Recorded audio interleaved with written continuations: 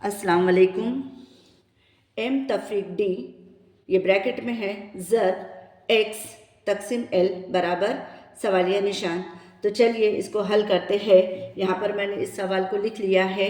अब यहाँ पर हम देखेंगे जो एम है, डी है, एल है, तो ये रोमन अददों के रोमन अदद है और रोमन अददों में इनकी कीमत होती है। तो हमें सबसे पहले इनकी कीमत को रखना होगा।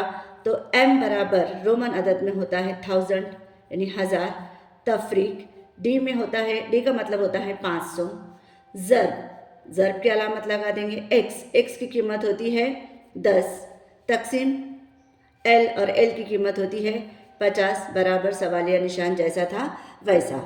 अब यहाँ पर हमें बोर्ड मास का रूल इस्तेमाल करना पड़ेगा। बोर्ड मास ये है, जब कोई सवाल में जमा, तफरीक, ज़र्ब, तकसीम एक साथ आते हैं तो सबसे पहले कौन सा हल करना है, ये सवाल हमारे सामने खड़ा हो जाता है।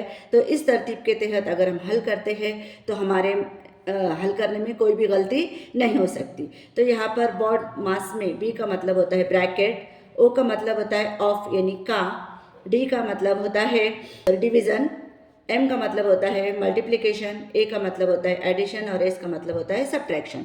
तो चलिए सबसे पहले इस रूल के तहत हम ब्रैकेट को हल करते हैं। 1000 में से 500 माइनस कर देंगे तो यहाँ पर हो जाएंगे 500। ज़र 10 जैसे थे वैसे तकसीम 50। अब रूल के हिसाब से हमें यहाँ पर ऑफ यानी का करना है। तो ये ब्रैकेट के बाहर का जो ज़र्ब है पहले हमें इसे करना होगा।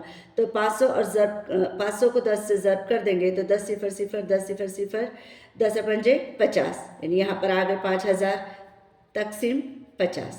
तो चलिए इसको हम बटे की सूरत में लिख लेते हैं 5000 तकसीम 50। ये ज़ीरो कट गया, ये ज़ीरो कट गया, 5 एका 5, 5 एका 5, 2 ज़ीरो जैसे थे वैसे, यानी हमारा जवाब क्या आ गया 100। अब 100 तो ऑप्शन में कहीं भी दिया गया नहीं है, लेकिन रोमन नंबर में 100 के लिए इस्तेमाल होता है सी, जो कि हमारे ऑप्शन में दिया गया है, ऑप्शन नंबर 1। उम्मीद है आपको समझ में आ गया होगा। अस्सलाम वालेकुम।